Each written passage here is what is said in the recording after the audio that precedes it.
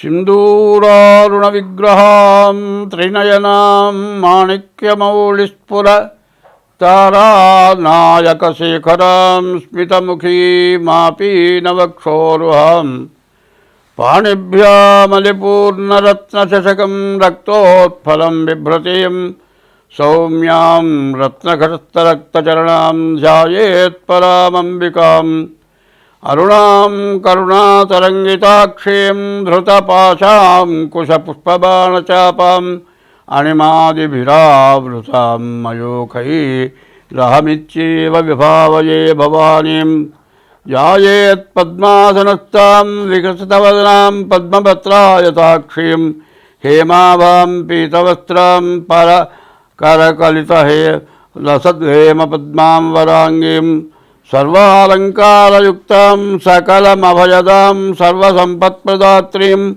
सकुङ्कुमविलेपनामलिकचुम्बिकस्तूलिकां समन्दहसितेक्षणां ससदचापपाशां कुशां अशेषजनमोहिनीमरुणमाल्य भूषाम्बरां जपाकुसुमभासुरां जपविधोस्मरेदम्बिकां 2026 సంవత్సరం ఫిబ్రవరి నెల మాస ఫలితాలు చెప్పుకుందాం. ఇంతకుముందు 3 నెలలు శుక్రమౌఢ్యమి, వివాహాది శుభకార్యాలు ఏవి జరగడానికి అవకాశం లేదు. మరి ఫిబ్రవరి 14వ తారీఖు నుండి మరి శుక్రమౌఢ్యం అయిపోయింది. అక్కడి నుంచి లగ్నాలు, శుభలగ్నాలు, మాఘమాసం లగ్నాలు ప్రారంభమవుతున్నాయి. మరి ఈ మాఘమాసంలో వివాహాది శుభకార్యాలన్నిటికీ కూడా మంచి రోజులు. అట్లాగే తర్వాత మహాశివరాత్రి, ఇది చాలా మనకు హిందూ ధర్మానికి చాలా విశేషమైనటువంటి 15వ తారీఖు మాత్రం మహాశివరాత్రి, శివుడికి ప్రీతి అయినటువంటి రోజులు. ఈ మాఘమాసం పాల్గొన మాసం పూర్తిగా లగ్నాలు ఉన్నవి, మంచి టైములు ఇవి. కాబట్టి అన్ని కార్యక్రమాలకు కూడా చాలా విశేషమైన రోజులు. తర్వాత ఇప్పుడు వస్తున్న పరిస్థితులను బట్టి చాలామంది వివాహం దగ్గరికి వచ్చేప్పటికల్లా చాలా తేడా పడుతున్నారు. ఎట్లా అంటే ముందు పేర్లను బట్టి చూస్తున్నారు. పేర్లను బట్టి చూస్తే తర్వాత తేడా వస్తుంది. పేర్లను బట్టి చూడటం కాదు, డేట్ ఆఫ్ బర్త్ని బట్టి చూడాలి. డేట్ ఆఫ్ బర్త్, పుట్టిన తారీఖు, నెల, సంవత్సరం, టైంను బట్టి వివాహానికి చూడాలి. అట్లా చూడకుండా ఏదో పేరుని బట్టి పులి, మేక, ఆవు, పులి ఇట్లాంటివి చూస్తున్నారు. అది కాకుండా ఎట్లా చూడాలి అంటే మరి భార్యాభర్త ఇద్దరికి కూడా షష్టాష్టకాలు అంటారు. వీళ్ళ రాశికి 6వ రాశి, వాళ్ళ రాశికి 8వ రాశి, ఇది షష్టాష్టకాలు. ఈ షష్టాష్టకాలు కనుక చూడకుండా పెళ్లి చేస్తే పెళ్ళి అయిన తర్వాత నెల తిరగకుండానే వాళ్ళు విడబడిపోయే పరిస్థితులు ఉన్నాయి. ఇది కాకుండా కాలసర్పదోషం, కుజదోషం, దీవి ఒకటి, షష్టాష్టకాలు ఒకటి ముఖ్యంగా చూడాలి. ఇవి చూడాలంటే ఇద్దరికి కూడా, పెళ్లి కూతురు పెళ్లి కొడుకు కూడా డేట్ ఆఫ్ బర్త్లు అన్నీ చూసుకోవాలి. ప్రతి వాళ్ళు ఏం చేస్తున్నారంటే వివాహానికి ఖర్చు ఎంత ఖర్చు పెడుతున్నారంటే ఒక భోజనము, పాట కచేరీను, మరి సరిగ్గా చెప్పాలంటే మరి ఈ భోజనం ఎట్లా ఉంటుంది, అంతా రకరకాలైన పిండి వంటలు విపరీతమైన ఖర్చు పెడుతున్నారు. బఫే అంటారు. ఈ బఫేలో వాళ్ళు 20 రకాలు చేస్తే వాళ్ళు 30 చేయాలి, వాళ్ళు 50 చేయాలి, ఒకళ్ళు 60 చేయాలి, పాట కచేరీ పెట్టాలి. ఈ పెళ్ళి జరిగేటప్పటికి ఖర్చు దాదాపు లక్షలు పెడుతున్నారు. కానీ ముఖ్యమైనది ఏంటి, పెళ్ళి జరగాలి అనేటట్లయితే, పెళ్ళి జరిగితే రేపొద్దున భార్యాభర్తలు ఇద్దరు కూడా కలిసి శాశ్వతంగా జీవించాలి. అది కావాలి అంటే సరైన తెలిసిన వాళ్ళ దగ్గర చూపించుకొని పెళ్లి చేయాలి. అట్లా కాకుండా బ్రాహ్మడు లేకపోతే జ్యోతిష్యం చెప్పేవాడు ఇది ఇట్లా చెప్పాలి, దీనికి ఇంత ఖర్చు అవుతుంది అనగానే ఎందుకు ఇంత ఊరికే చెప్పండి, తేలిగ్గా చెప్పండి. తేలిగ్గా చెప్పింది బరువుగా చెప్పేది ఏంటి? తేలిగ్గా చెప్పాలంటే డేట్ ఆఫ్ బర్త్ లేకుండా చెప్పలేము. డేట్ ఆఫ్ బర్త్ లేకపోతే హస్త సాముద్రిక ద్వారా చెప్పాలి. వీళ్ళ కలయిక ఉంటుందా ఉండదా, విడబడిపోతారా, అది తెలుసుకొని పెళ్లి చేయాల్సిన బాధ్యతలు తల్లిదండ్రులకు ఉన్నాయి. తర్వాత పిల్లలు చదువుకొని ఉద్యోగం చేస్తున్నారు. ఉద్యోగం చేస్తుంటే ఆడపిల్ల మగపిల్లలు కూడా అక్కడ ఉద్యోగం చేస్తున్నారు. వీళ్ళు మాట కలిసి మేము ప్రేమించుకున్నాం, మేము పెళ్లి చేసుకుంటాం. వాళ్ళు సెటిల్ అయిపోతారు. సెటిల్ అయిపోయి తండ్రుల దగ్గరికి వచ్చి నేను ఒక అమ్మాయిని ప్రేమించాను, నేను పెళ్లి చేసుకుంటాను. మరి అదే మన కులం కావాలరా, గోత్రం కావాలరా అంటే కాదు, నేను ఈ పిల్లలు అయితేనే చేసుకుంటా, లేకపోతే చేస్తానంటాడు. సరే వాళ్ళు ఒప్పుకోరు, మా దగ్గరికి వస్తారు. ఏమండి మేమిద్దరం ప్రేమించుకున్నాం, మాకు కుదురుతుందా కుదరదా చెప్పండి అని అడుగుతారు. ఏమైనా మీకు కుదరదని చెబితే మానుకుంటారంటే మానుకోరు. మానుకున్నప్పుడు మంచిగా చెడ్డ చూసుకోవాల్సిన అవసరం ఏముంది? ఇప్పుడు పెళ్లి చేసుకోవాలంటే ముందు జాతకాలు కలిసి లేవో చూడాలి, చూసిన తర్వాత పిల్లల్ని చూడాలి. అది లేకుండా పెద్దవాళ్ళు కానీ చేసుకుంటే పిల్లలు కానీ స్వతంత్రమైన తీసుకొని ఈ విధంగా చేసుకొని నెల 2 నెలలు తిరగానే కోర్టుకెక్కి మరి విడాకులు రాక విపరీతంగా కోర్టులో ఇవన్నీ మూలుగుతున్నాయి.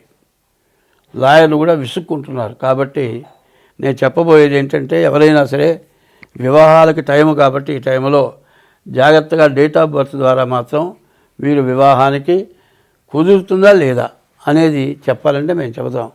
అయితే దానికి తగిన ఫీజు తీసుకొని చెబుతాం. ఇట్లా చేసుకుంటే మీకు అన్ని విధాల మంచిది. స్వస్తి. 2026 సంవత్సరం ఫిబ్రవరి నెల 2వ రాశి వృషభ రాశి. ఈ తులా వృషభయోర్భృగు, తులా వృషభ రాశులకి శుక్రుడు అధిపతి. ఆ శుక్రుడు నవమంలో లక్ష్మీ స్థానంలో ఉన్నాడు. తర్వాత శని ఏకాదశంలో ఉన్నాడు. ఇంకా సంవత్సరంన్నర పాటు శని ఏకాదశంలో ఉంటాడు. మీకు బాగా కలిసి వస్తుంది. గురువు బాగు ద్వితీయంలో ఉన్నాడు, ధనాధిపతి ఉన్నాడు. మరి శని, శుక్రుడు, గురువు ఈ 3 గ్రహాలు మాత్రం బాగున్నాయి. కానీ రాహుకేతు మధ్యలో గ్రహాలు పట్టడం చేత కాలసర్పదోషం అంటారు. ఈ కాలసర్పదోషం కూడా ఉంది. మరి కుజుడి వల్ల ఆస్తులు కొనుక్కోవడానికి అవకాశం ఉంది. ఈ రాశి వాళ్ళకి వివాహాది శుభకార్యాలకు కూడా చాలా బాగుంది. తర్వాత శని బాగున్నాడు. మోటార్ ఫీల్డ్, ఇనుముకి సంబంధించిన వ్యాపారాలు చేసే వాళ్ళకి అందరికీ కూడా బాగుంటుంది. గురువు ద్వితీయంలో ఉండటం చేత విద్య, ఉద్యోగం, విదేశాలకు వెళ్ళేటువంటి వాళ్ళకి అన్నిటికీ కూడా బాగుంది. కానీ మరి చెప్పాలి అంటే 3 గ్రహాలు శుక్రుడు, శని, గురువు 3 గ్రహాలే బాగున్నాయి. మిగతా గ్రహాలు రాహు, రవి, బుధుడు, కుజుడు, కేతువు 5 గ్రహాలు బాగాలేదు. ఎందుకంటే మొత్తం 8 గ్రహాల్లో 5 గ్రహాలు బాగాలేవు, 3 గ్రహాలు బాగుంది. అందువల్ల మంచి కంటే చెడు ఎక్కువగా కనపడుతోంది. మంచిని చెడగొట్టేది ఎట్లా ఉంటుంది అంటే, మనం వంట చేశారనుకోండి, వంటలో మరి కారం ఎక్కువ వేసినా తినొచ్చు, కారం తక్కువ వేసినా తినొచ్చు. ఉప్పు సమానంగా వేయాలి. ఉప్పు ఎక్కువ వేస్తే, తక్కువ వేస్తే మాత్రం మళ్ళీ ఉప్పు వేసి కలుపుకుంటాం. ఉప్పు కనుక ఎక్కువ వేశారంటే ఆ వస్తువు తినకుండా పారేయాలి. అది ఎట్లాగో ఇప్పుడు ఈ 5 గ్రహాల వల్ల మంచి గ్రహాలన్నీ కూడా ఉపయోగపడకుండా పోయే లక్షణాలు కనబడుతున్నాయి. అంటే వండిన వంటలో ఉప్పు ఎక్కువ పడితే ఎంత నెయ్యి పోసి చేసినా కూడా పారేయాల్సిందే.